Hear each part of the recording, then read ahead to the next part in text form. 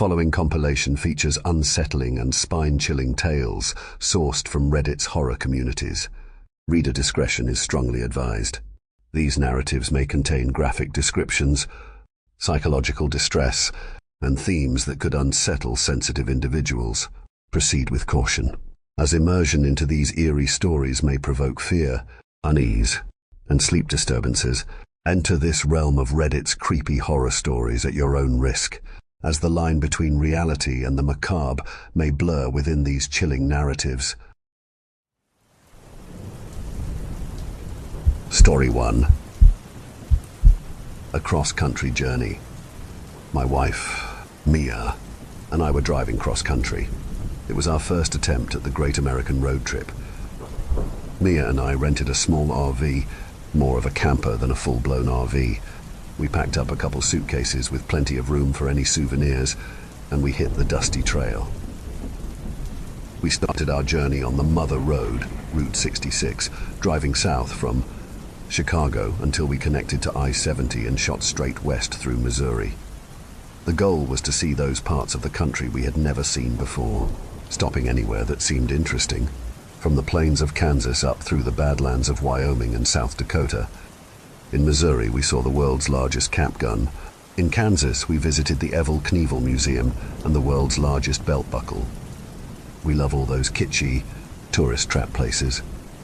Eventually, we made it to Colorado, and after a few hours more of driving through amber waves of grain, we saw them, the Rocky Mountains. We made an exit and headed north through the winding mountain highways. The Rockies were gorgeous, snow-capped in the middle of summer, some of the peaks pierced through the white, fluffy clouds. We saw a sign that read, "Traffic tunnel, 3 miles."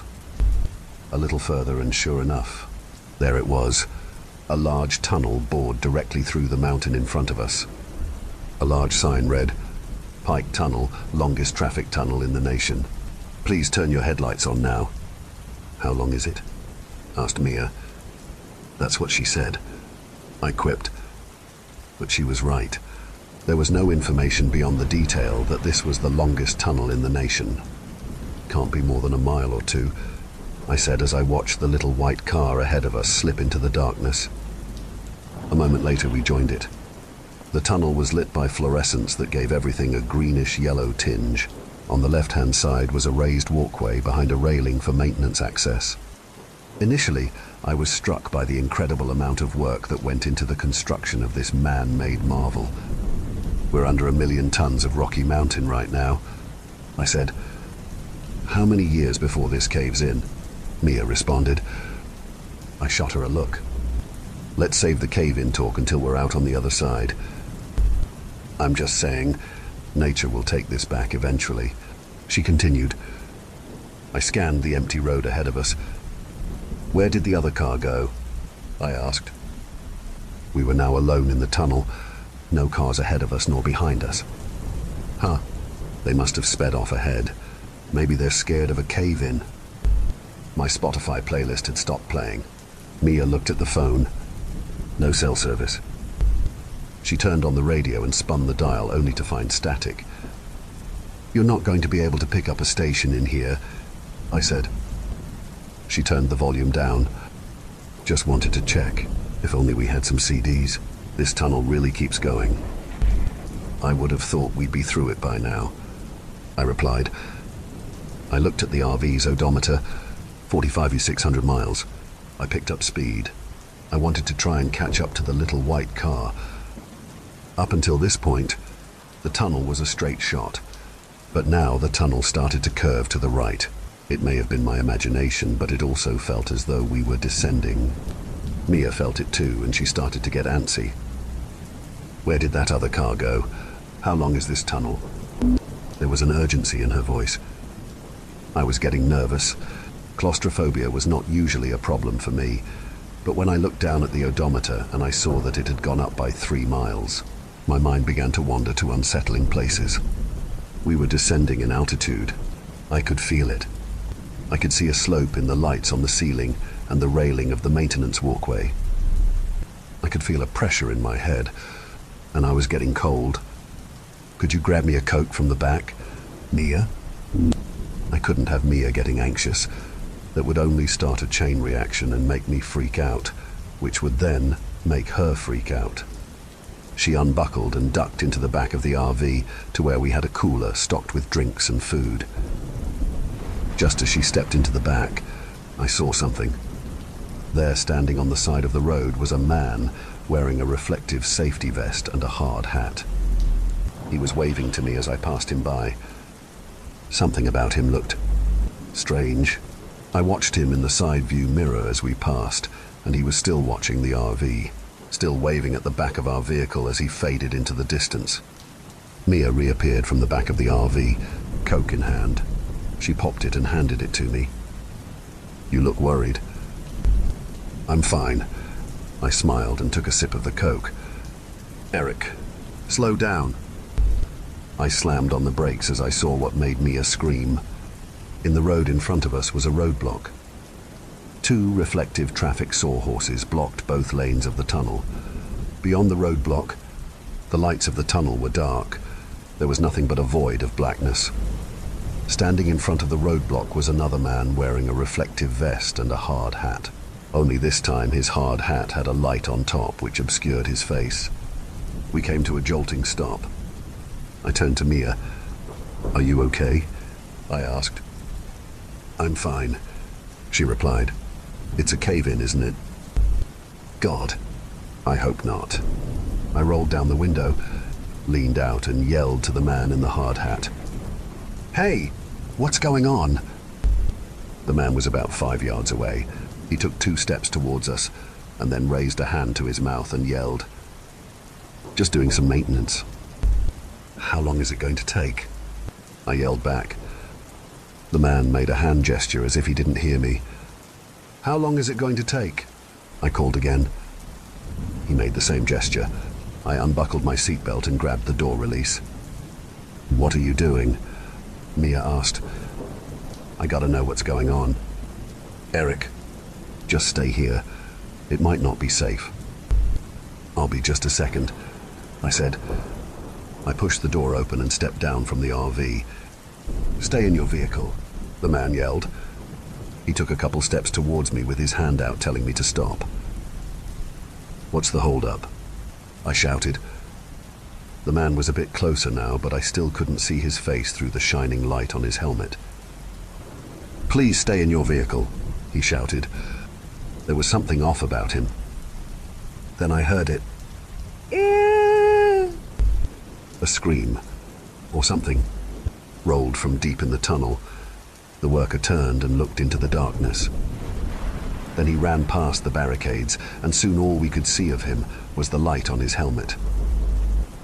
The light disappeared a moment later. "What the hell was that?" "Is someone hurt?" Mia asked. "I have no idea," I said. "Should we do something?" Mia asked.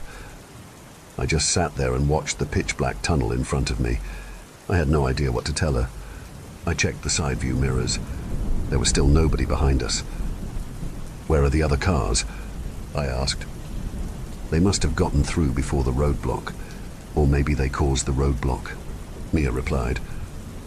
I saw another worker a little ways back. We could try to go back and talk to him. We'd be going straight into any oncoming cars. There's a maintenance walkway. We didn't pass him that long ago. We can probably catch him on foot. Maybe we should just wait for the guy to come back. She reached over and grabbed my arm. I squeezed her hand. She was right. I looked out at the tunnel ahead of us. I turned on the RV's high beams, but all I could see beyond the roadblock was more tunnel and more road.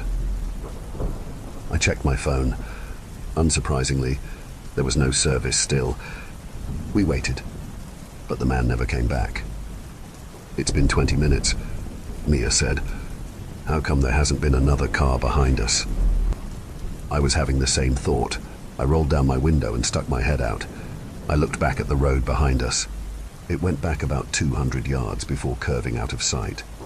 There was no sign of that first worker I saw on the maintenance walkway. I looked at the roadblock ahead of us and clicked on the RV's high beams. There was nothing beyond the roadblock but more tunnel.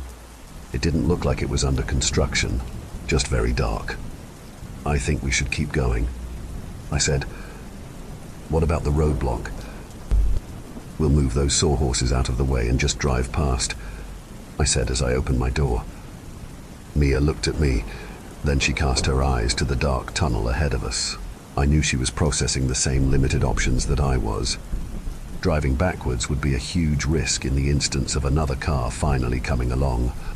Getting out and walking would take God knows how long. We could have driven 10 miles at this point. Forward was our best option. Let's do it, Mia said. We jumped out and quickly pulled the 2 sawhorses out of the right lane. I pulled the RV up past the barriers. Then we jumped out again and put the sawhorses back where they were. We didn't need another car to come barreling through. We were finally moving again, slowly. It was pitch black, save for the high beams of the RV. We crept forward at around 15 miles per hour. As the tunnel turned and twisted, my eyes started to play tricks on me. I kept seeing shapes at the furthest point of the tunnel. I kept seeing something standing just at the end of the next bend, but as we rolled forward, there was nothing there. Where are the workers? Mia asked. I don't know. I was done rationalizing. This was all wrong. Traffic tunnels are never this long. My mind started to wander to all the road trip urban legends I'd read about. The killer in the back seat, the disappearing gas station, the pale man in the cornfield. Did we stumble into some strange outlier location, an in-between point on the endless roads that cross this country? Then I saw it. Look, a person.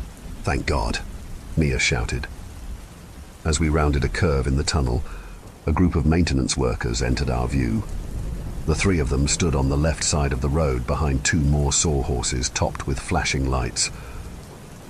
2 of them faced towards us. The 3rd was facing the other 2.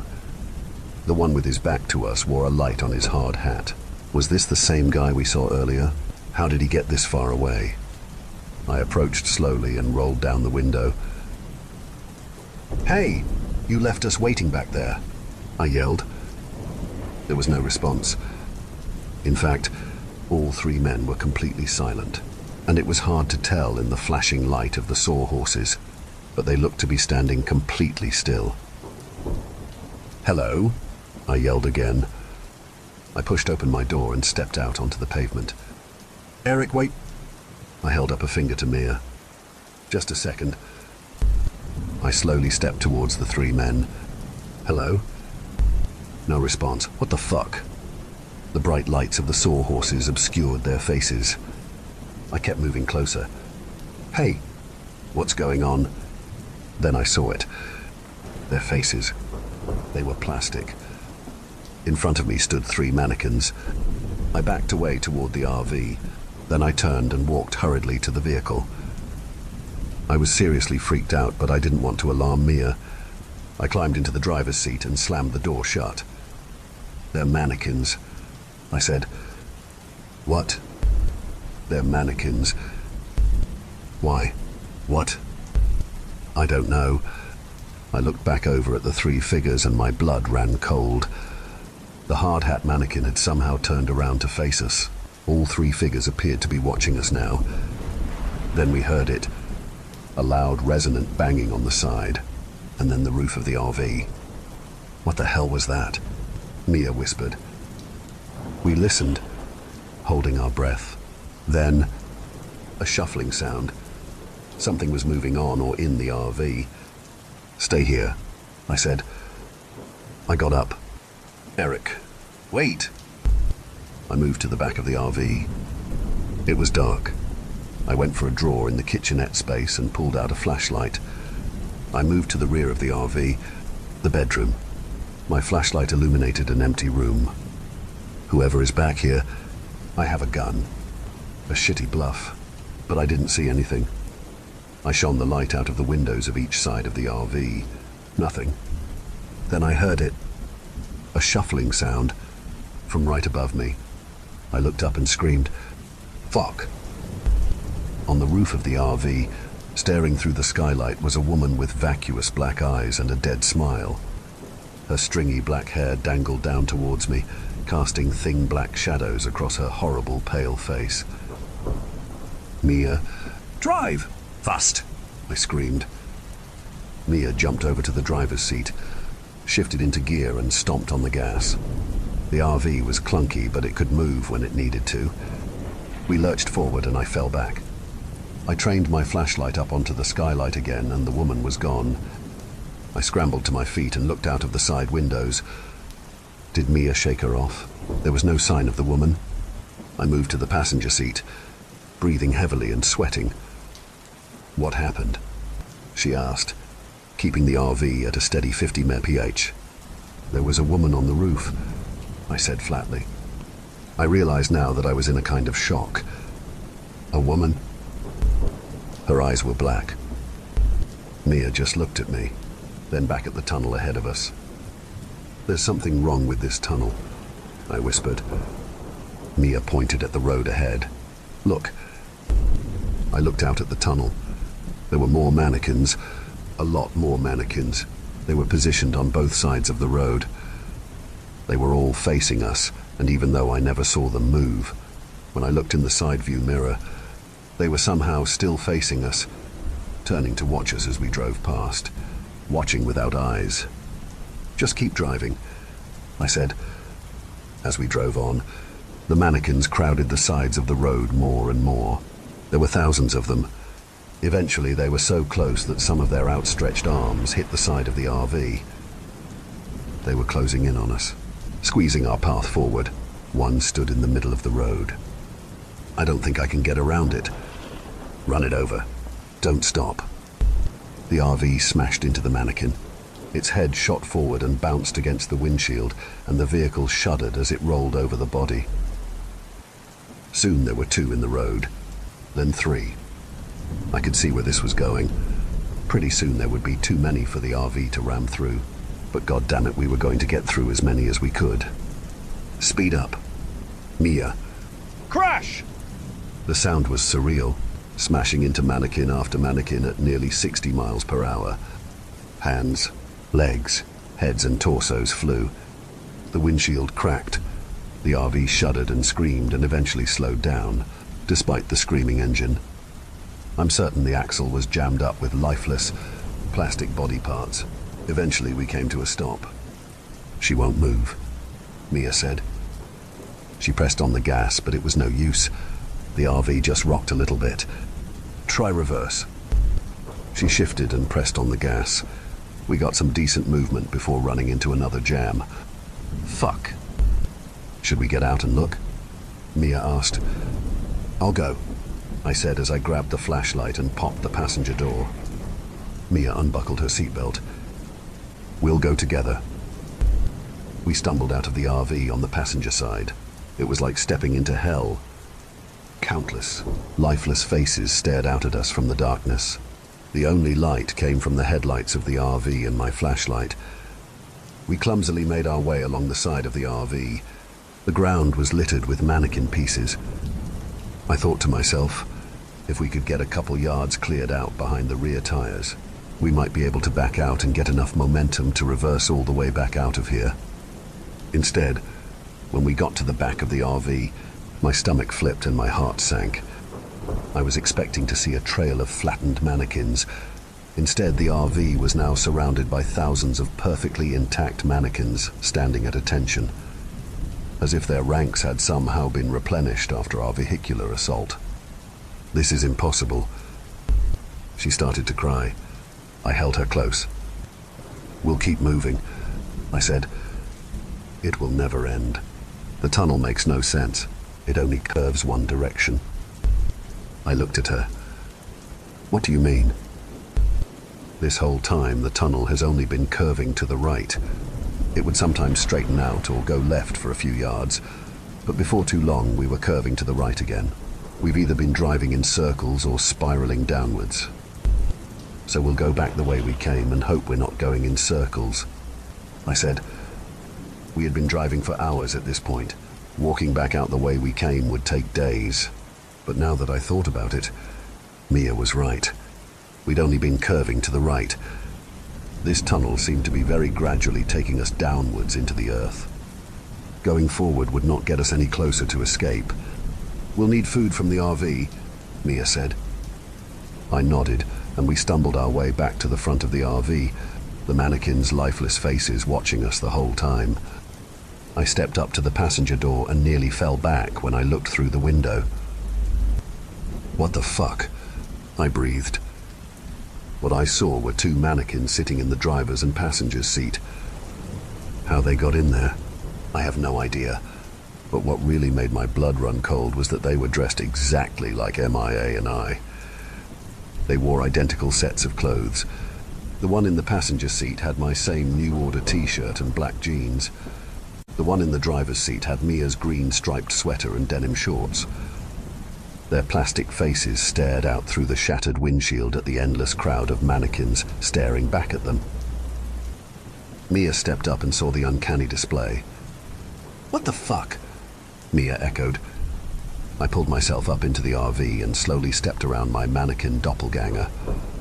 I avoided looking into its face, but I swear I could feel it watching me as I stumbled around it. Mia followed, and we made our way into the back of our dark RV. Luckily, we had just stocked our cooler full of deli meat and water not long after crossing the Colorado state line. I handed Mia the flashlight and pulled open the cooler.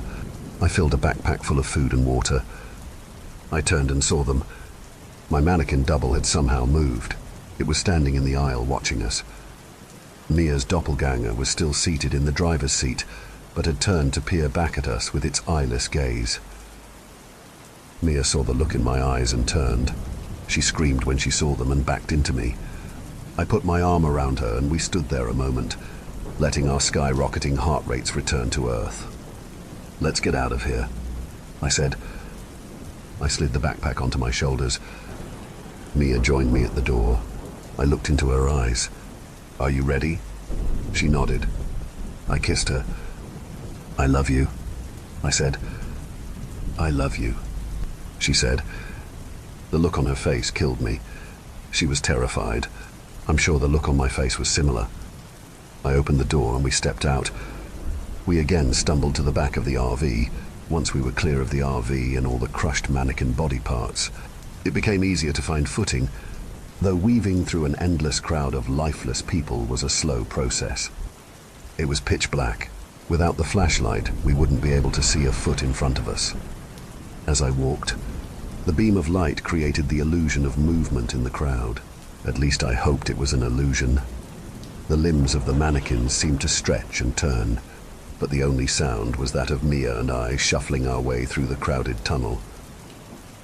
Things went on like this for what felt like hours. Mia and I were sweating and aching. I was about to suggest we stop and rest, but then I saw it and I froze. Out in the crowd, beyond rows of blank faces, I saw a pale face, black hair and a dead smile. I saw two vacuous eyes staring right at me. "Mia, do you see her?" I whispered. "See who?" I slowly raised my arm and pointed. It was the woman, or whatever it was, that stared back at me through the skylight on the roof of the RV. "Oh my God," Mia squeaked. I could see now that the pale-faced woman was tall, a few inches taller than the mannequins. As I pointed, she stared back at me with that terrible grin. "What do we do?" Mia whispered. I raised the flashlight and pointed it right at the pale-faced woman. I thought maybe this would scare her off. I was wrong. The light only made her appear more unsettling as she stared back, unflinchingly. "What do you want?" I yelled. She only stared back at me. She was as still as the mannequins. "We have to keep going," I whispered. Mia didn't respond. Her body was tense as she held onto me. "We've come this far. We can't turn back again," I continued. I pulled Mia's hand, and we continued on our way through the mannequins, keeping the distance between us and her as wide as possible.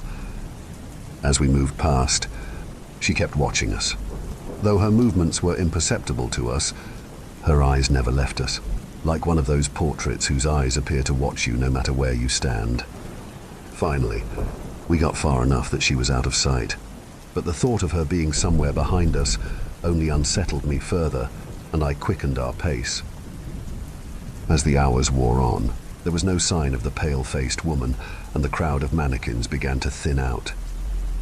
They still populated the tunnel from one end to the other, but there was more space between them, allowing Mia and I to walk more freely. The mannequins on the maintenance walkway on the side of the tunnel seemed to thin out as well, and I decided it would give us a better vantage if we were walking up there. I helped Mia climb up the railing that bordered the walkway. Then I climbed up behind her. The walkway was elevated 3 or 4 feet above the roadway. We could easily see over the heads of the mannequins in both directions. There was, of course, no end to the tunnel in sight. We kept walking. The mannequins continued to thin out, but they were different now. There were mannequins dressed as maintenance workers again, but also mannequins dressed as families and businessmen.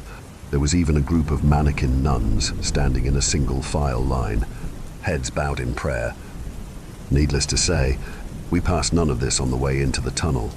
I was feeling very hopeless that we were going to be able to find our way out. I was far beyond speculating how this was at all possible. It's not possible. And even if it were, there is no good reason for someone to do this to us. The only explanation was the supernatural. Then I saw her. Rather, I saw them.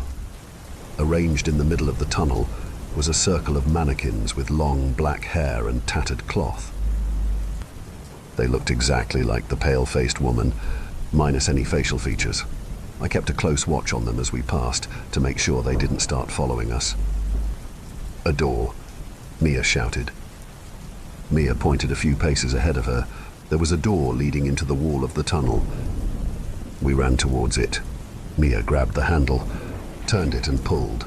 It was heavy, and Mia had to brace her foot on the wall to get it moving. The metal door groaned as if it hadn't been opened in years. Finally, it was open enough to see past. It was a hallway. It went out about 5 yards, then turned right at a 90-degree angle.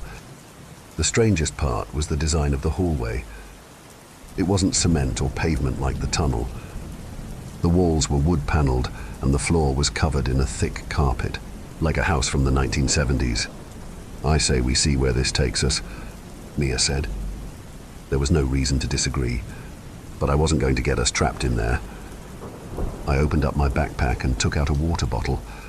I opened it and handed it to Mia. She drank half, then I drank the other half.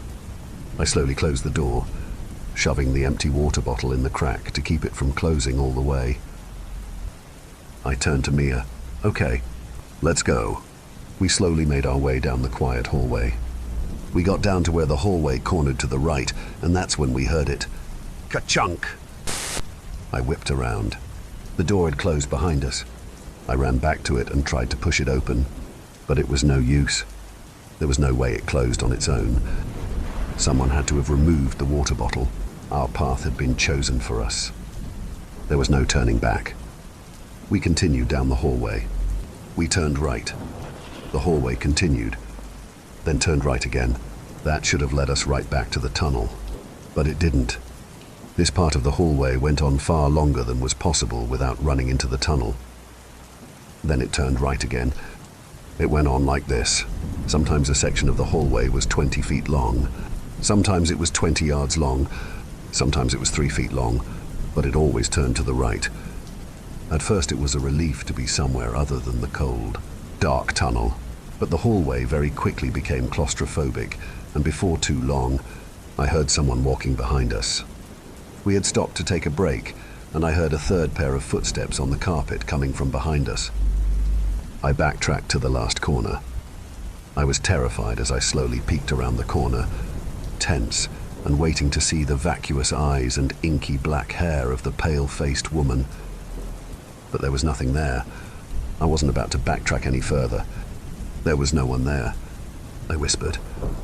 Mia slumped against the wall and slid down to the carpet. "I think I need to rest," she said. I put my backpack down on the ground for Mia to use as a pillow.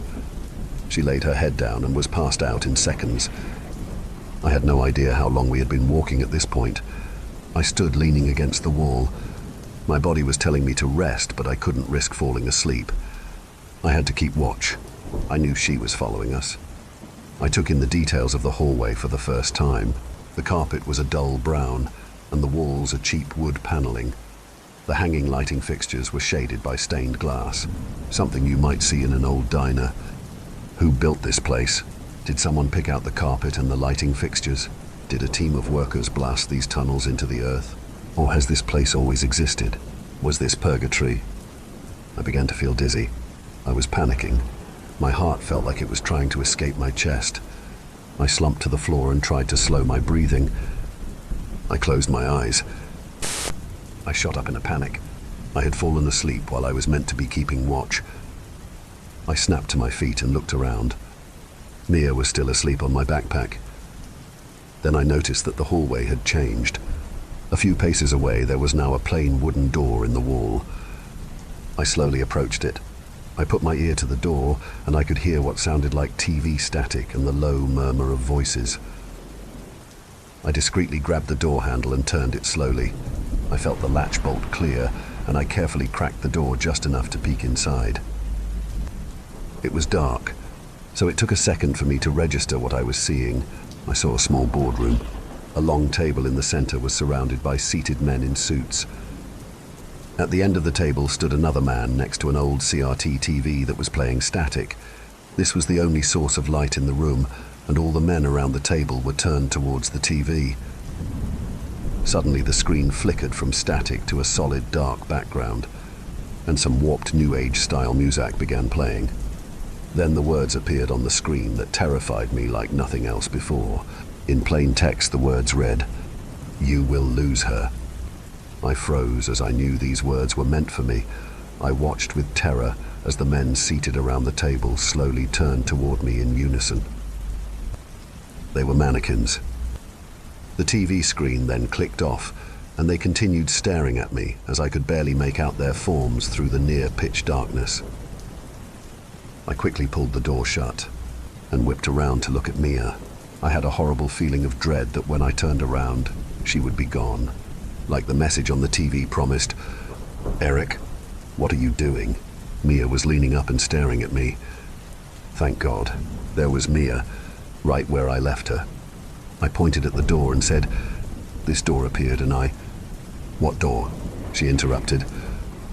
I turned and sure enough, the door was now gone. I explained what happened to her, but I left out the message that appeared on the screen. "You will lose her." Those words still burned in my brain.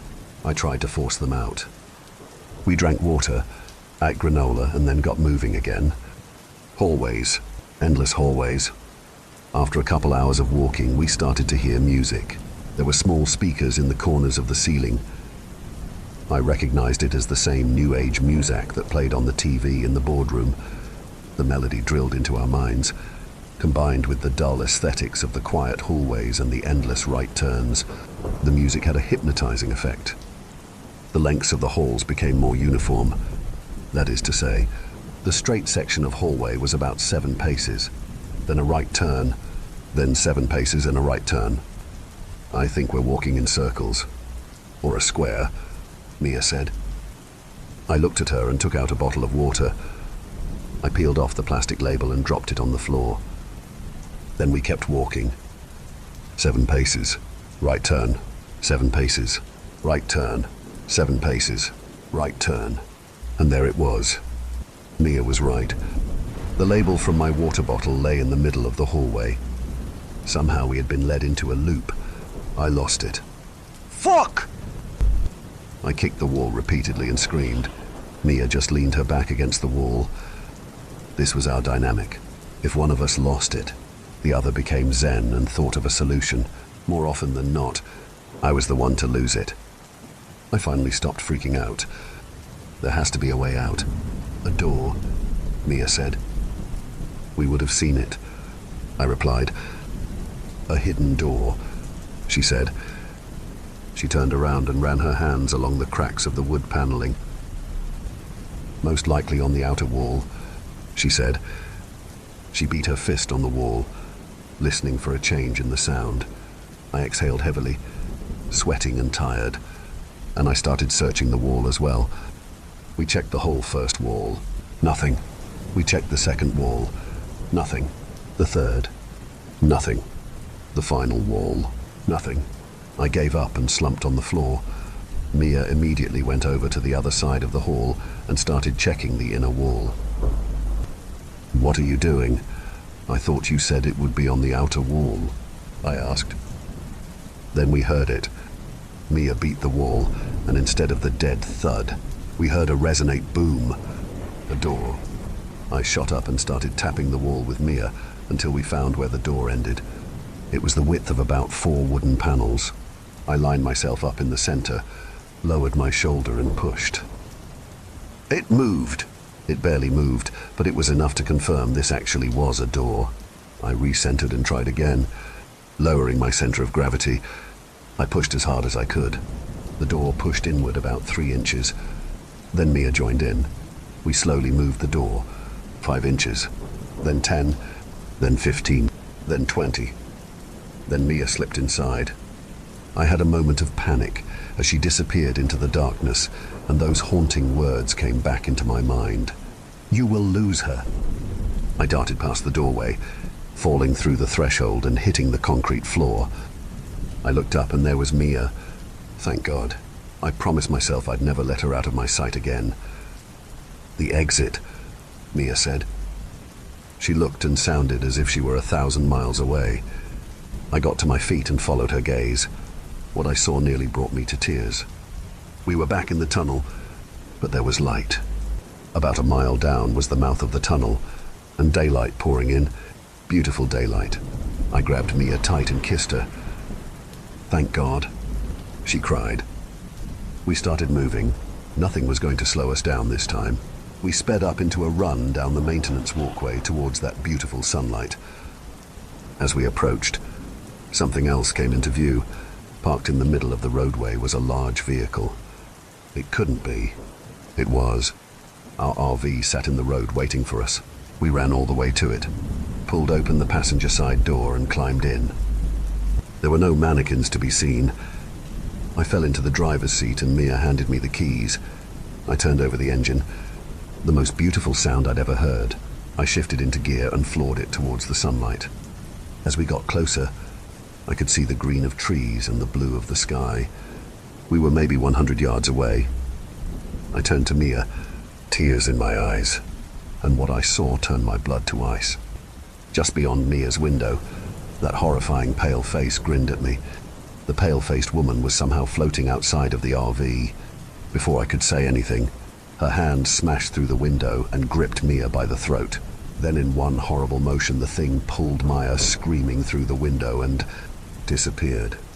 I slammed on the brakes just as the RV passed through the exit of the tunnel and sunlight flooded the cab of the RV. I threw it in park and shot out of the door screaming, "Mia? Mia?" I screamed over and over. I rounded the front of the RV and looked back at the tunnel, and what I saw shattered my mind. The tunnel was gone. There was only open road. I had lost her. Story 2. Something in my body is trying to escape. Have you ever experienced something that shook you to your very core? Something that makes you remember every single little detail of your surroundings from that moment in time, even years after?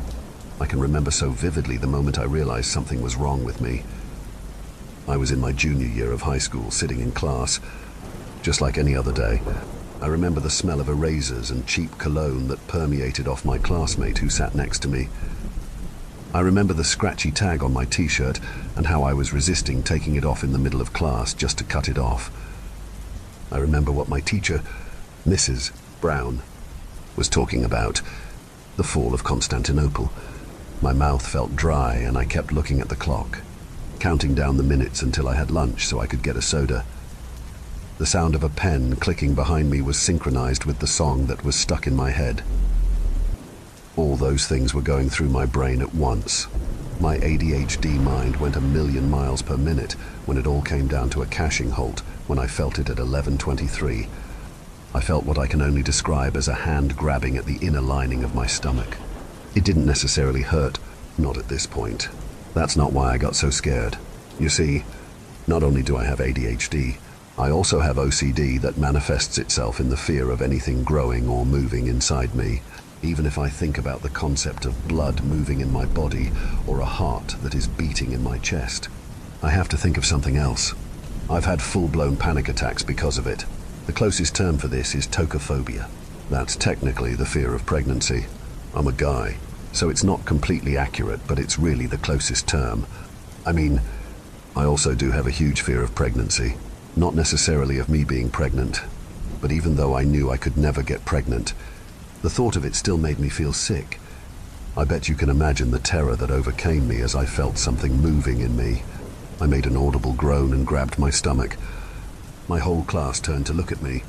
Even my teacher stopped talking to ask if I was okay. I stood up and started to run to the nurse's office without even acknowledging my teacher. My first thought wasn't thinking that something was actually in my body. Even stomach aches and the feeling of gurgling in my stomach made me feel this way before. I didn't have anything on hand to help with a stomach ache, unfortunately. However, the nurse always did. I sprinted across the school hoping and praying that my stomach wouldn't make that awful feeling again before I got there. I turned the corner into the nurse's office with my tennis shoes squeaking in the process. I saw the school nurse, Mrs. Kennedy, sitting on the couch in her office reading a magazine. She looked up at me with a sweet smile that quickly turned into worry. "Sam, what is it? How can I help?" she said as she stood up and hurried over to me, putting her hand over mine, which was grabbing my stomach tightly. It's my stomach. Something is wrong with it," I mumbled with a red face. She shuffled her way over to her large medicine cabinet, and she motioned for me to sit down. She asked me questions about my stomach, asking if it was pain, grumbling, cramps, nausea, etc., as she was asking me what my symptoms were and digging through bottles. The feeling happened again. However, this time was different. It felt like fingers grasping against the inside of my body. I screamed and wrapped my arms around my torso. "Mrs. Kennedy ran over to me to comfort me. "This seems a lot worse than normal. Maybe we should call your parents," she said as she put her hand on my back. It felt like some days I saw Mrs. Kennedy more than my teachers. Any small ailment would distract me so badly from class that I had to go see her, sometimes multiple times a day. She knew at this point when something was really wrong. Within about 30 minutes, both my parents were there with us. That may seem fast, but I'm an only child and my parents are very aware of my tendencies. They know I can spiral and like to be around if it happens. They kept asking me where the pain was. I think they assumed by the way I wasn't responding to their questions the pain must have been really bad. The reality was that I just didn't know how to tell them what was going on. I got so frustrated after they asked me over and over again that I just yelled at them. "Something is inside me. Get it out. Get it out. Get it out!" I lifted my shirt and was ripping at my stomach, leaving red nail scratches and cuts. My mom and dad ran to either side of me to grab my arms. Mrs. Kennedy had seen me go pretty crazy, but this was the worst I've ever gotten in front of her. My parents, however, had seen a similar situation before. Not exactly like this, but they didn't skip a beat on trying to help me. "Sam, breath. Sweetie, just remember everything is in you for a reason. It's keeping you alive. Nothing is going to hurt you," my mom said softly to me, trying to calm me down with the words my therapist gave her. "Ice cubes. Get him ice cubes," she said to Mrs. Kennedy as I started to hyperventilate. Mrs. Kennedy grabbed a Ziploc bag and started to fill it with ice cubes. My mom went over to her and grabbed an ice cube right out of the bag, opened up my hand, and put the ice cube in it. This worked in the past to distract me. I knew that's what she was doing, and trust me, I wanted it to work too, but this was different. I kept trying to tell myself that it was just a different feeling I hadn't felt before, that it wasn't possible something was physically inside my body, but I couldn't help it. Everyone in the room could see that this was getting intense. I think they assumed it was just a mental breakdown and that nothing was physically wrong with my body, but I didn't care. I just wanted help. My parents got me into the car with my mom even sitting in the back seat with me. She kept trying to distract me with conversation, but my mind was only on that awful feeling in my stomach. We pulled up to the ER and my mom guided me in while holding both my wrists. It felt like she was walking me on a leash, but I didn't fight it. I knew she was just trying to stop me from scratching my stomach. We walked in and I spoke to the receptionist. All I said was that I had terrible pain in my stomach. I didn't want to sound too crazy. I just needed a doctor to look at whatever was going on. After giving the receptionist my name and insurance information, we went to sit down. I was sitting in between my parents, and I could see my mom lean back to try and mouth something to my dad without me seeing. I didn't think much of it. I was way more worried about other things. My dad then went up to the receptionist. He pointed over to me and she looked a little concerned. I saw her pick up the clipboard that had my information on it, and she started writing something else on it. I asked my dad what he did, and he just said to not worry, and that he wanted to let her know it was urgent. No more than 10 minutes went by, and I felt a terrible moving sensation. I cringed and grabbed my stomach, immediately followed by not just the feeling of a hand grabbing my insides, but also scratching and pinching. I yelled out in pain as the other people in the waiting room looked at me mortified. A doctor and a couple of nurses came running over to me and helped me up. But I couldn't stand up. I was in too much pain. They put me in a wheelchair and started to head for a room. However, they didn't take me through the normal big ER doors that went to the standard examination rooms. They took me and my parents through a smaller door to the side that had a padlock on it. We walked through a white hallway that was very quiet. The doctor and nurses showed us to my room and helped me into my bed as I was wiggling and wincing. I had one parent on either side of me, patiently waited to stop my arms from scratching. The doctor was trying to ask further questions, but he could tell it wasn't going anywhere. I knew that my dad probably told that receptionist about my OCD tendencies and that I needed to go to the psych ward, not just to the stranded side of the ER. I couldn't take it anymore and blurted out that something was inside my stomach and it was trying to get out. The doctor just looked at my parents for a reaction and they gave him a sad nod. It was like they warned him that this could happen. The doctor didn't just think I was crazy. My parents did too. The doctor took a deep breath and came up to me. I knew I was about to hear some kind of dumb speech about how this was just my OCD and everything was going to be okay. As he came closer to me, I pulled up my shirt and he gasped. Not only was my stomach scratched up like crazy, but we saw movement. It looked like when a pregnant woman can see her baby kicking. But this was so much stronger. It was stretching my skin. My parents stood up and gasped while the doctor looked frantic and unprepared. Shit. Shit. Shit. Shit, the doctor said as he backed out of the room. Hang on! We are getting this taken care of. Just hang tight. Just seconds later, a nurse came in to give me some painkillers. I started to feel the pain slip away, but something so much worse started to creep in. I heard a voice, not my own, not some creepy-sounding creature, but the voice of a normal-sounding man that I'd never heard before. But that wasn't the scary part. The scary part was what he was saying to me. Get me out. Get me out. Get me out. It started in a normal tone, but slowly became more urgent and rushed, then demanding. The voice would coincide with the moment inside me. It was getting so loud that I was having a hard time hearing the people around me. The doctor came in just a few minutes after I last saw him.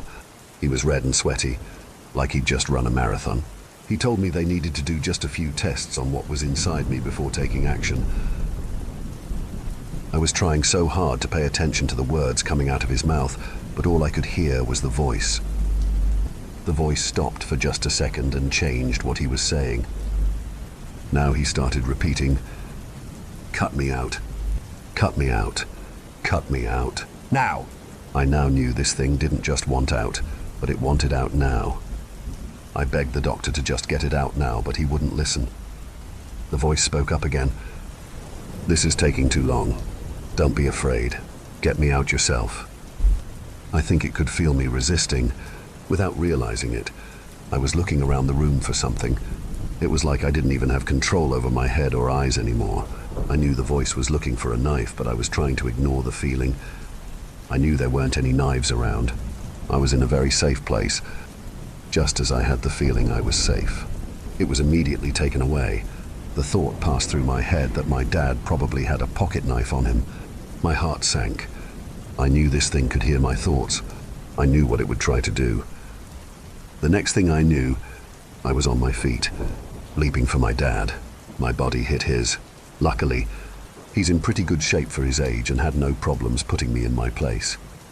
He got on top of me and pinned me to the ground, all while I could barely hear my mom in the background, yelling at my dad to be careful. My dad knew something was going on, and that I just needed to be on the ground until I calmed down. My body tried to flail, but it wasn't successful. The whole time, the voice in my head, now yelling and screaming, not saying any distinguishable words, but just having what felt like a tantrum. What made my dad the most uncomfortable was the kicking feeling coming from my stomach. After a couple of minutes, the voice calmed down and I felt in charge of my body again. My dad slowly got up and attempted to help me up. At this point, with an audience of hospital staff that looked like they were getting ready to take me somewhere for more tests. Just as I stood up straight, I felt the voice take over and I lost all sense of my own body. I felt like a shell of myself. My dad gave me a soft yet worried smile, and in that instance, I grabbed him and reached into his pocket. My heart sank as I felt his pocket knife. The room started to panic, and about 5 people tried to grab it from me. The last thing I remember is plunging the knife into my stomach. I felt a blinding pain and everything went black. Several hours later, I started to wake up. Everything was extremely blurry and fuzzy. I could hear a very faint voice telling me to relax. As the minutes passed by, things started to become a little bit clearer. I looked around and saw I was in a large room with a few other patients. A nurse was going up to all the beds and checking in on them. I tried to sit up a bit to get more comfortable and noticed an incredible sourness in my stomach. I moved my hospital gown out of the way and saw a huge scare, about 6 across.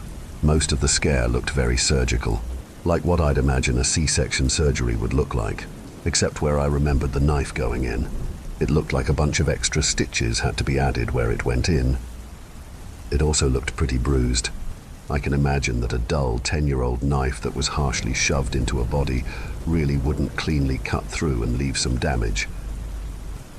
The feeling of shock from looking at my stomach was quickly gone when I realized that meant whatever was in me was now gone. I didn't hear the voice. I didn't feel a hand in my gut anymore.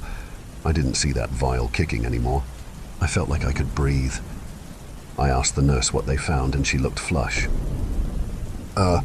That's something that your doctor will talk with you once you eat something and can speak clearly, she said as she scurried off looking upset. Shortly after that, I was wheeled into a recovery room and my parents came to see me. As they walked in, they had a very similar look on their faces as the nurse did. They looked pale and didn't want to look me in the eye.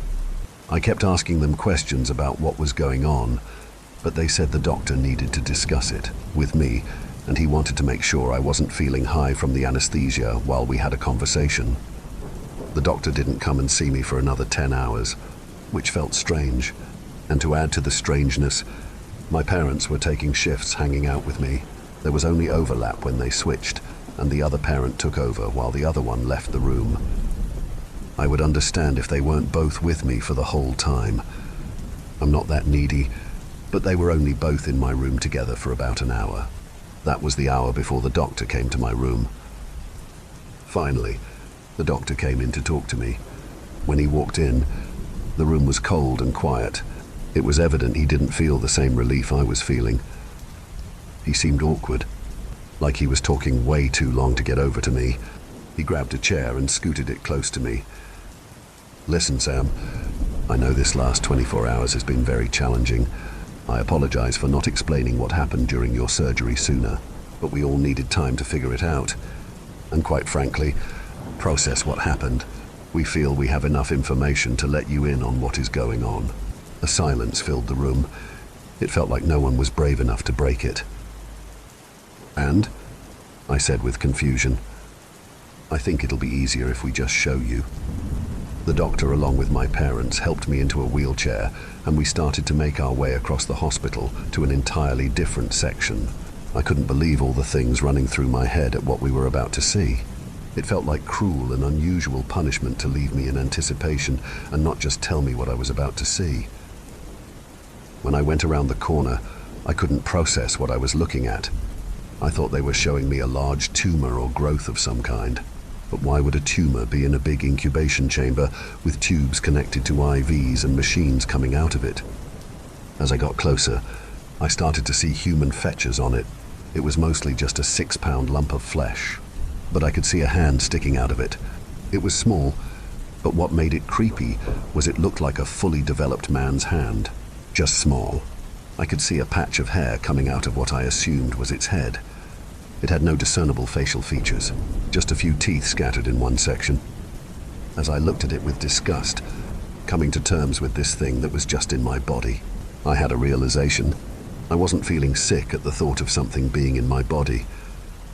Sure, I was grossed out that this particular thing was just in me, but the thought of the bacteria in my body didn't make me want to throw up. I thought about all the blood pumping through my veins and I felt normal.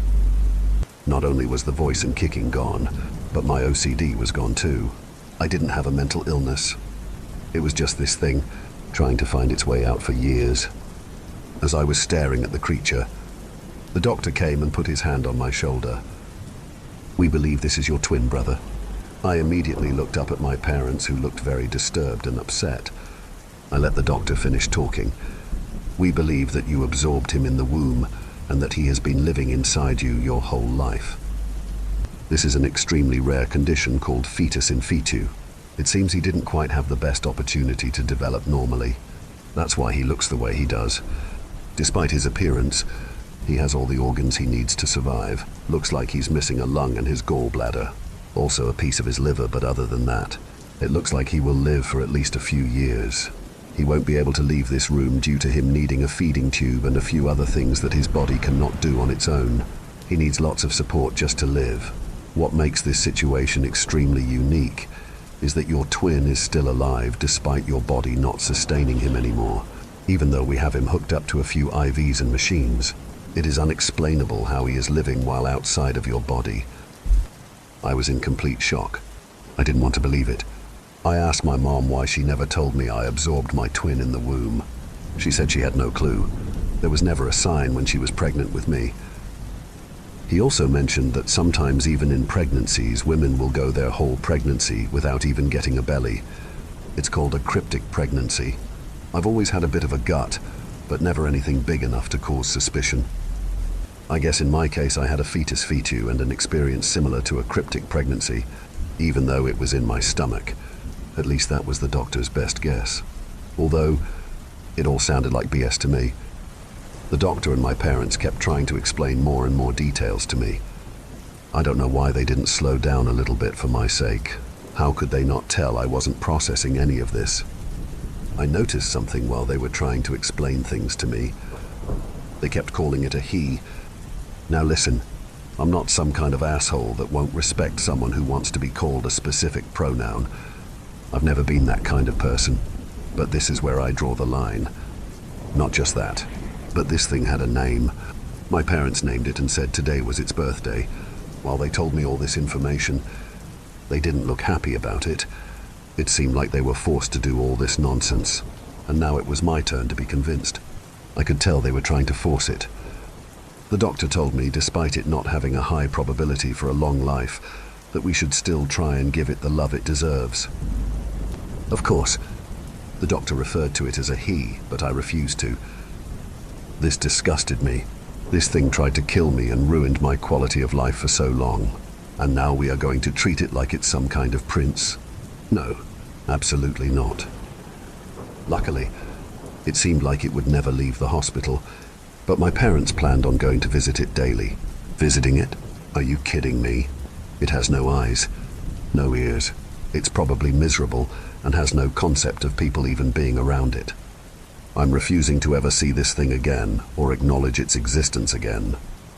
I could get in trouble for even talking about this. The hospital or anyone involved has signed NDAs to not share any information about this until it officially dies.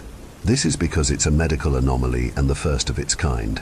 They want to do the proper research on how this all occurred before coming out with a statement. I just have to get this all off my chest. I feel like I'm the crazy one here when I know I'm not. I don't care if I get in trouble. I am scared that the doctors are trying to force my parents into giving this thing a proper life. I think that's why it took them so long to tell me. I think they scared my parents into keeping it alive and guilting them, or even forcing them into being its parent. I'm all for every life being important and all that stuff, but I have a feeling my parents are terrified of this thing just like I am. I am convinced they gaslit my parents into believing this thing is my brother. If there wasn't any sign of him while my mom was pregnant with me, could this thing be something else? This all happened about 2 years ago. It's still alive and they are still researching it. My parents continue to visit it despite everything. My therapist told me that I'm probably just struggling with jealousy now that I'm not an only child anymore and so much of my parents' attention is on him now. But it's so much bigger than just jealousy. Since this thing showed up and my OCD is pretty much gone, I've hardly seen my parents. I know I'm not just jealous. There is something more to this. I know it. Something just feels so off about this whole thing. What is this thing? Where did it come from? And what does it want? Story 3. The Bridge. There are horrors beyond life's edge that we do not suspect, and once in a while man's prying calls them just within our range. P. Lovecraft. Many cultures believe that fortune is in the eye of the beholder. It can take the form of many things: power, money, fame, even love. But if my travels have taught me anything, it's that life is all about balance. Where there is fortune, misfortune lurks. And no, that's not some new age mantra I picked up at a yoga retreat. It's the law of the jungle. I sized up the Balinese rental owner and gave it to him sternly. 100K per day. Take it or leave it. No, mister. Duelotka. Good quality bike. He gestured at his collection of Honda scooters looking worse for wear. 150K, I countered. Final offer. He shot up a deceptive smile and shook my hand. As he sifted through dusty paperwork, I knew I fell into yet another upselling scheme. But this rickety motorbike rental was the only one for miles, so I gritted my teeth and slid him the money. In the distance, rain clouds were rolling in above a muggy Balinese morning. I found myself in a rural area with rows of rice fields spread out in all directions. This was the Bali I wanted to see. The owner guided my scooter along a dirt path and handed me the keys. Om Swastiastu, I said in my awkward American accent, and then bowed even more awkwardly. The man stood stiffly and curled his lips. Judging by his reaction, bowing wasn't customary in his culture. I flashed him a "sorry, I'm a dumb tourist" grin and hopped on the bike. I fastened my rucksack and went off into the tropical landscape. With the breeze on my back and boundless adventures ahead, I spent the next hour zooming up and down the countryside. But as I was making my way to a temple in a remote part of the island, the scooter began to sputter. Then it gave 3 jerks forward and died. Shit! I spilled on the side of the road. I assessed the damage and grimaced. The bike refused to start. Of course, I got ripped off and he gave me a lemon. Why did I expect anything different? I kicked a dirt mound far into the field and stood there weighing all my options. The road was empty with no signs of anyone around. Then, as I blocked off the sun and squinted, a lonely village revealed itself just beyond the rice paddies. Thank Christ. I trudged in that direction, dragging my scuffed motorbike on one end. The area itself was beautiful. There were green, rolling hills and sounds of a nearby creek, and fluttering of sparrows could be heard. There was also penjaw everywhere, tall, decorative poles that signified the welfare of the Balinese people. But then, my eyes moved to a sight that wasn't as nice. It was an old bridge just outside the village. Cracks lined the worn, grey stonework and unkempt vines twisted around its columns. It was an ugly piece of architecture, and curiously, the only place without a penjaw. Beep, beep. A villager on his scooter honked before crossing the bridge. Moments later, another motorist approached, and before passing, he too beeped his horn. I stayed for a bit and noticed that whenever someone crossed the old bridge, they would use their horn even if there was no one around. All of a sudden, on the other side of the bridge, a far-off figure was walking clearer into view. It was a woman in a red dress, long and flowy, with her side ponytail cascading just beneath her shoulder. She seemed distressed, like she was searching for something. Beep, beep. Another motorist drove by and broke my gaze. When I looked back, the woman was gone just as fast as she appeared. Thunder cracked in the distance and heavy rain began to pour. I hurried into the hamlet and came inside the first warung I saw. A warung, or an Indonesian eatery, serves delicious food day in and day out. The one I was in was no exception. The smells wafting out the kitchen made my mouth water. So I ordered, charged my phone and waited out the storm. The warung owner and her teenage daughter smiled at me as I ate. You could tell they didn't get many visitors in their village and were curious about my being there. "Mister, you from where?" the mom asked. "I'm from USA." I smiled back. "Saya, dari Amerika." The daughter tried not to laugh at my pronunciation. "Where are you heading?" she joined, with much better English than I expected. "Ramayana Temple. Have you heard of it?" I grabbed my phone and showed her the location. I was on my way there, but my bike broke down. Bolts of lightning flashed across the dull skies. "Ah, yes. Ramayana Temple, 3 kilometers from here. But," she placed a finger on the map, "from here is faster, only 2 kilometer." I looked at the shortcut she proposed. There was a narrow road that cut behind the village, and the entrance was through the old bridge. Jangan lewat situ," the mom said to her daughter with traces of fear in her voice. They exchanged a few more words that I didn't understand. "Before you go to bridge, you have to use, she tried to find the right word. "Your horn." "Ah, yes.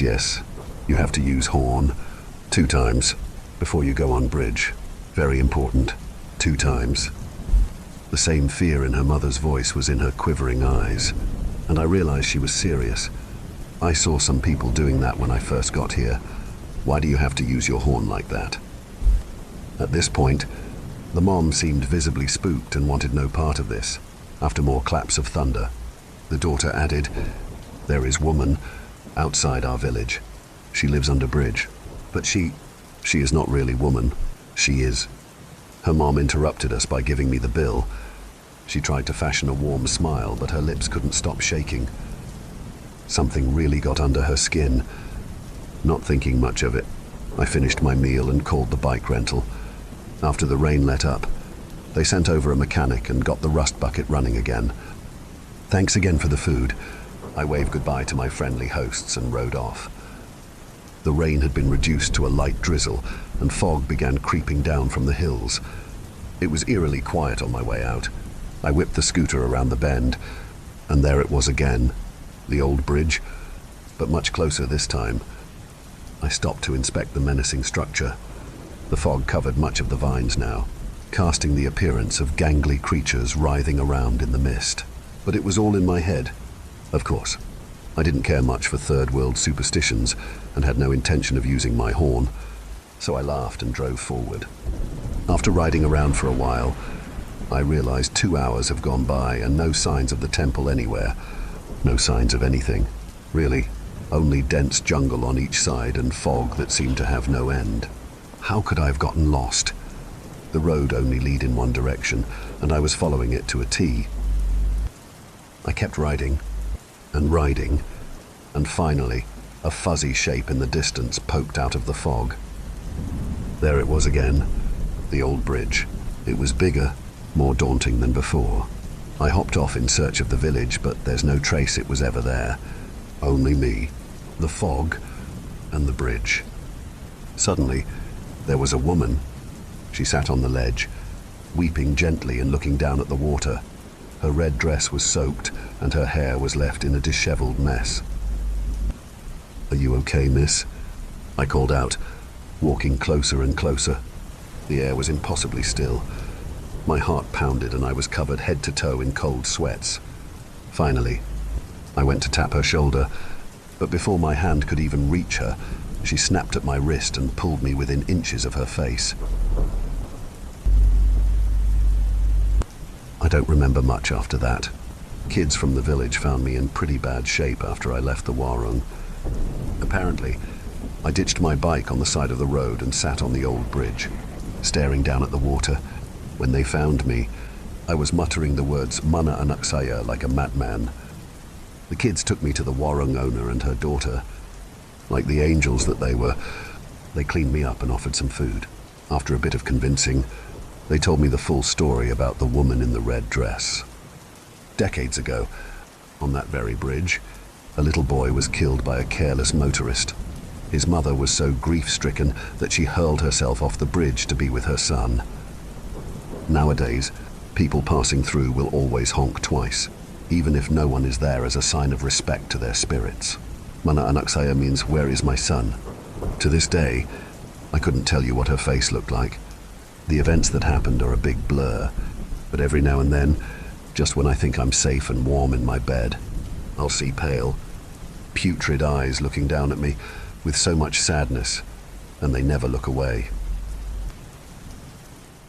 Thank you for venturing into the darkness with us. If you dare to explore further, be sure to subscribe to our channel for more spine-tingling tales of horror and the supernatural. Remember, the shadows hold endless mysteries, waiting to be unveiled. Stay tuned for more bone-chilling stories as we continue to traverse the eerie depths of the unknown together. Until next time, may your dreams be free from the haunting echoes of our tales. Or perhaps not.